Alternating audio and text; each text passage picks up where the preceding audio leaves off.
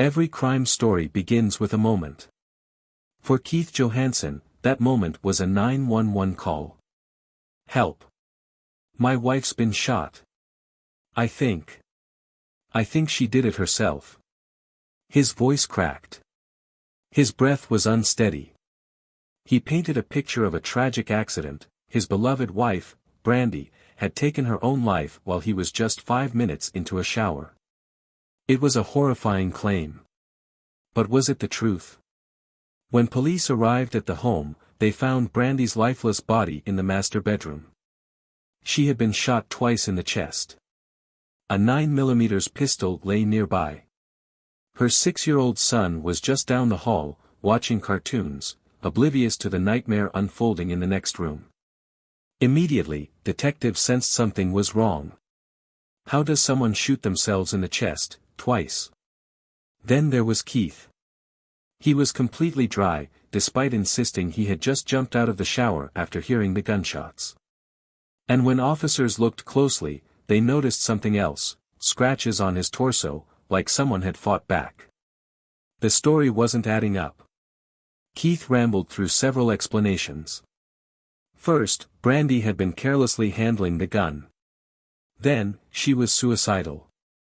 Then, maybe, just maybe, someone else had been in the house.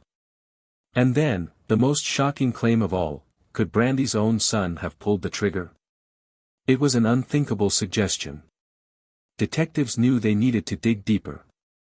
And when they did, they uncovered a chilling truth that no one saw coming. Stay with me, because this story is about to get much darker. At first, it seemed like Keith Johansson had thought of everything. He had an explanation for everything. He had tears for the cameras. He had excuses for the inconsistencies in his story. But there was one thing he couldn't control. The security footage. Keith had removed the bedroom camera just 2 days before Brandy was shot. But he had forgotten something. There were other cameras. And what those cameras recorded? It changed everything. The footage painted a very different picture of Keith and Brandy's marriage. Keith wasn't a loving husband, he was verbally abusive. He wasn't heartbroken, he was furious. And most importantly, he wasn't a man without motive, he was a man consumed by jealousy and rage. On the night before Brandy's death, Keith was yelling at her for hours. "You're disgusting. You think I don't know about your little online boyfriend?" Brandy cried silently, her face buried in her hands. "You don't deserve to live. Maybe you should just do it already." Those words sent a chill down investigators' spines. Was Keith planting the idea of suicide? Or was he setting up a narrative for what he planned to do? And then, the most damning evidence of all. 2 days before Brandy's death, Keith removed the bedroom camera. He knew that whatever happened in that room that morning could not be recorded. It was no longer just a suspicion. It was murder. But now, it was time for detectives to confront Keith. Would he finally admit to what he did? Or would he spin another lie? Stay tuned, because this interrogation is about to expose the truth. Keith Johansson walked into the interrogation room thinking he could outsmart the detectives. He was wrong. The detectives had been playing along, letting him weave his web of lies. Now, it was time to tear it all down. Detective Foster sat across from him, arms folded, her expression unreadable. "You know, Keith, I've done this for a long time. I've sat across from a lot of guys like you. And you know what they all have in common?" Keith shrugged, looking unimpressed. "They all think they can talk their way out of it." Keith scoffed. "Talk my way out of what? My wife killed herself. That's the truth."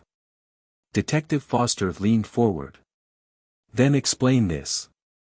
She slid a series of crime scene photos across the table. Brandy's body. The gun on the floor. The scratches on Keith's chest. The fact that Brandy had been shot twice. Keith barely glanced at them. "I already told you." "No, Keith, Detective Foster interrupted. You haven't told us anything that makes sense.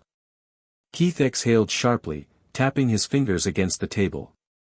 I was in the shower, I heard 2 shots, I ran out, and she was already gone. That's all I know. Detective Martinez, sitting quietly in the corner, finally spoke. Then why did we find you completely dry? Keith's jaw clenched. Maybe I dried off without thinking about it. Right. And maybe those scratches on your chest just appeared out of nowhere.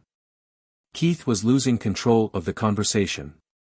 The detectives could see it in his body language, the tension in his shoulders, the way his foot was tapping nervously.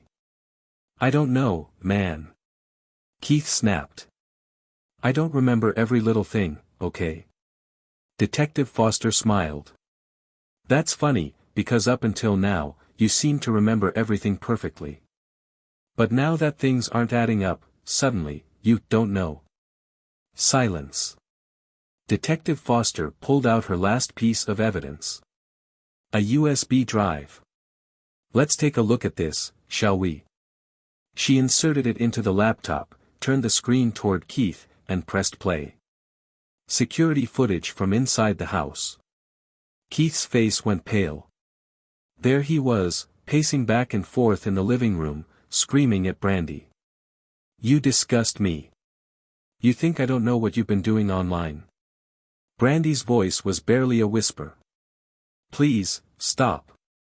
And then, the moment that sealed his fate. Keith's voice, loud and clear. Maybe you should just do it already. Maybe I should help you. The video ended. Detective Foster leaned in, her voice deadly quiet. Keith, do you really expect us to believe that Brandy killed herself, after hearing that? Keith's hands were shaking now. He opened his mouth, then closed it. There was no more denying it. But was he finally ready to confess? Or was there still one last lie left? The truth is coming, but is Keith finally ready to face it? Stay tuned. Because what happens next? It will change everything. The verdict came faster than expected, just a few hours of deliberation. The jury saw through Keith Johansson's lies. They saw the controlling husband, the calculated abuser, the man who thought he could rewrite reality to fit his own version of events. But in the end, he couldn't outrun the truth. Keith Johansson, you have been found guilty of murder in the first degree and are hereby sentenced to life in prison without parole. Keith didn't protest. He didn't beg for mercy. He simply sat there, his head lowered. Maybe, for the first time, he understood, he had lost everything. But no sentence could bring Brandy back. She was gone. Her 6-year-old son had lost his mother. Her family would never hear her laugh again. And all because Keith couldn't handle losing control. This case is more than just another crime story, it's a lesson in the dangers of manipulation and psychological abuse. It's about how control, isolation, and emotional torment can be just as deadly as physical violence.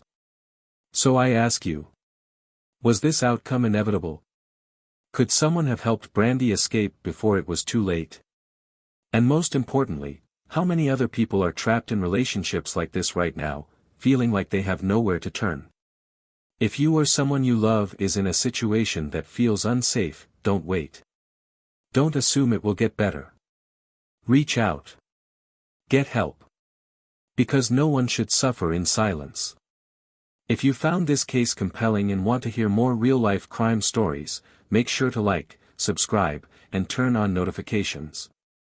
Because these stories, they deserve to be told. Until next time, stay safe, stay aware, and remember, justice always finds a way.